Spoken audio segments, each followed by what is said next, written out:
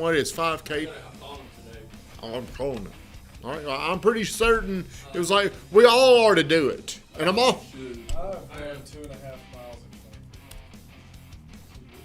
Well, this guy did 3.1 in 17 minutes, and he's not even.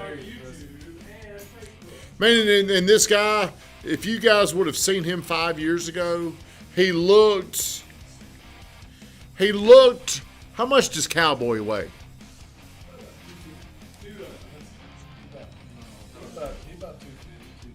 Cowboy? He ain't 250.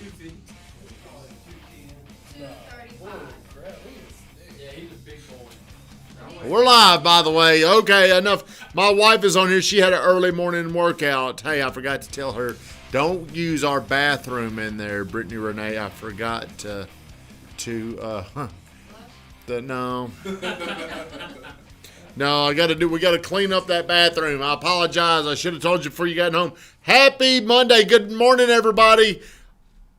Drew says howdy. If you're on here, let me know. Say howdy. Hey, if you want to participate in this bourbon, cigars and bourbon, I'm going to have at my house for first shot. If you're a viewer, if you're a friend, if you're in this room, let me know. We're going to raise money for first shot. It's going to be $100. You're going to get to come over to my house. You're going to get to smoke cigars and drink some bourbon. Do you think it's possible that we could get 100 people over there? If we could get 100 people over there, $100 a piece, Josh, how much money would it be? $10,000. I wasn't talking to you in there, Van. I was wanting to see if Josh could guess it. The master bathroom, Brittany Renee. And check on our dog. He was not in a good mood this morning. So, if you're on here, do me a favor. Like, comment, and share the stream. Today, I'm thankful for Fejo, for Joshua, for setting the standard of excellence. Yeah. Being committed. There's other people that are constantly in the pursuit around here of becoming the best version of themselves, but I feel like Josh sets the example the best. If you agree with me, say, hey, I agree with me in the comments. Maybe you don't agree. Do you agree with me, Larima? He is pretty committed, isn't he? See, whenever you get around one person that's committed like that, your mind tells you how to get committed like that. Do you believe the old boy's committed? Yeah, absolutely. More than you? No, not more than me. Do you? Is he committed or yeah. is he committed more than me? Committed more than you. No. Now, you can get extremely committed, but you can also disappear a little bit. I can, yeah. But you can get very committed. Hey, I just remember that Josh of about, what was it, 6-7 months ago? No, about a year and a half ago. Oh, yeah, I guess. The dude. The attitude Josh. The Josh with a chip on his shoulder. The dude with a chip on his shoulder. Yeah. Josh. Hey, it's still hard to forget that guy. But, hey, he's changing in front of you. My wife said, let's sip bourbon this time. Last time, the shooting bourbon. Maybe she's talking about this one time. But I'm talking about a different time that's flown on the radar where we had a dude passed out in our bathroom floor. I don't know which one she's talking about. Or I don't know if she's talking about old Joe this time where he was shooting. Joe, well, I'm not going to say his name. But today's show topic, I can't see it anywhere, Van. Did you put it in the comments? I didn't. I put it as the title. Okay, as the title, what does it say? We're getting back on track. We're getting back on track. You know, in our business, I've created this little acronym. I was riding around with Josh the other day. And in our business, the S stands for what, Fejo? Do you remember this? Mm-hmm. If you tell me the first one, I'll remember the rest. It stands for surge. Surge. In our business, there is a spring surge, and everybody gets excited, and they're like, this wave is going to last for the rest of my life. Because we become prisoners of the moment. That's what it feels like. It's so consistently overwhelming in the spring. And when I say the spring, it really begins in late February, and it goes up until probably around May. Then it's the summer. The S stands for settle. Negative. Spring surge, summer stall. Who in here has felt a little bit of a stall? Absolutely. Can you tell it has stalled? And I've been telling y'all. I've been trying to tell y'all. Have y'all heard me say it, Larima? What do I say? Probably get a little too negative, but hey, y'all make me negative. We're not going to sell anything. We'll probably never sell another thing in the rest of our life. It's never, but you go from that surge to a stall. So imagine if we're in an airplane and I get nervous when things stall. One time we were flying, me and my wife, I can't remember where we were flying, but we went up and the plane just kind of stalled.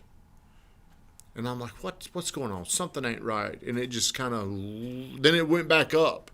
And I'm sure something was going on in flight patterns for that to happen. But stalls make me nervous because my brain is telling me, unfortunately, the stall means it's over. I get very insecure when things stall out. And then my brain freaks out. And then I start saying, we're never going to sell anything else again.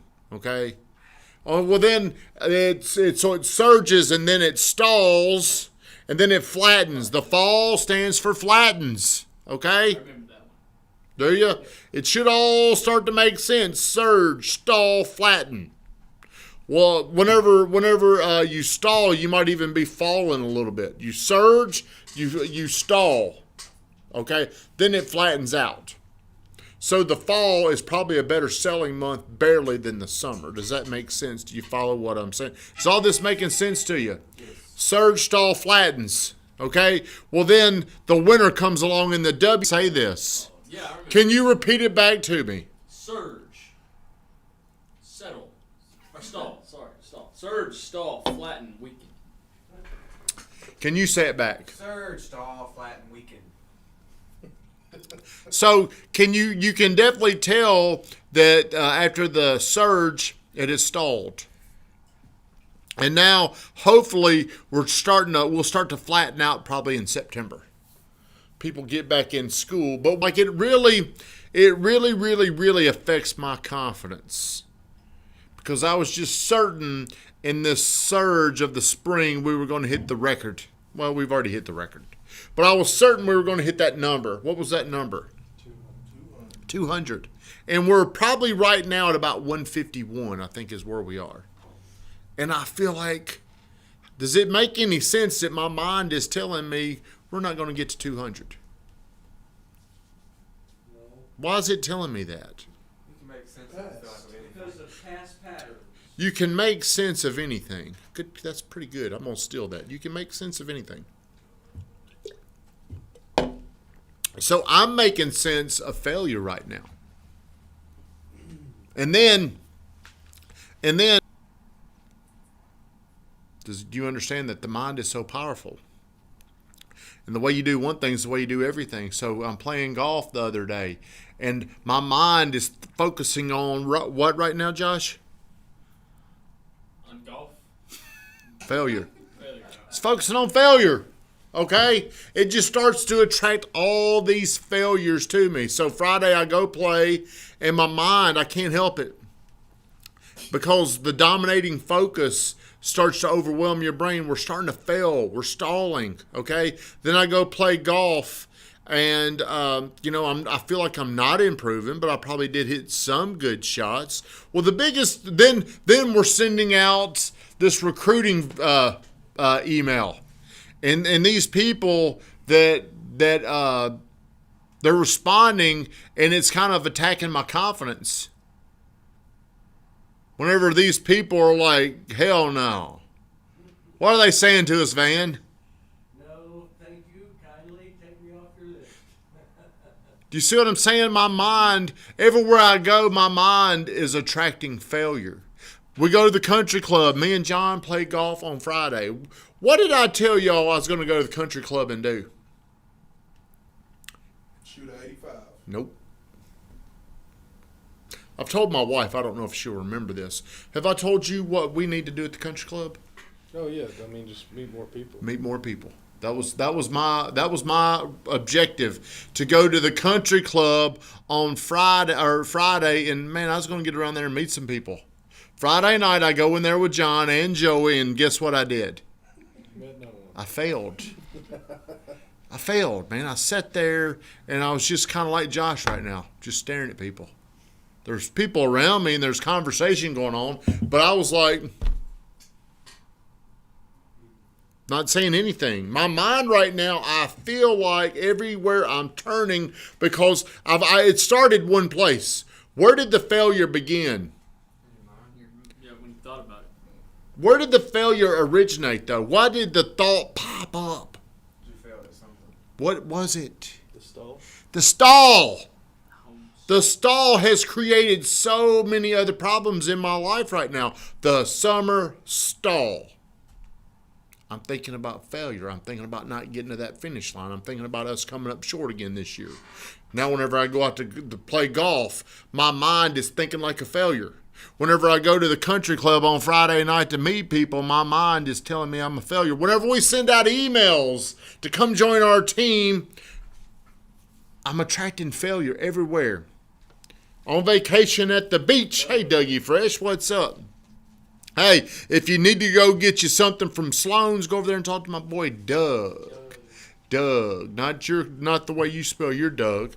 But I mean, are you paying attention to what I'm saying about this mind thing and about the way failure takes over your life? Because the way you do one thing is the way you do everything. So we're getting back on track. I feel like it's just luck. I really feel like if you just stay committed. See, a lot of people, whenever they're going through stalls, that's an indication it's time to move on to another job. Whenever they're going through a stall, that's an indication they're not doing something right. You got to fight through the stall. Do you understand what I'm saying? How do we fight through the stalls? Anybody? Committed. Stay committed to what you're doing. Staying committed to what you're doing is all you got to do. But a lot of times we look at it like it's not working. So you feel guilty for taking time off? No. I don't feel guilty for that. I'd feel guilty if nothing was getting done whenever I was gone. But Doug, whenever I left, our sales number was 145. Guess where it was? Guess where it is now? 151. It's at 151. Now, in case you're wondering, the sales that are going into 2022, we're not counting. And there's going to be a lot of those. So whenever we started 21, we walked into 21 with 52 sales that we did in 2020. But this morning I came in and Kendall, she said the good news. It just completely changed my state. Everybody, you sold a home. You sold a home, and you got referrals that you're working on, and you've got a lot of people that are going into Creeks Bend. Nothing that we haven't done a dramatic shift in anything. We've stayed the course. And it's hard to stay the course when things stall. So today's lessons to you that are watching.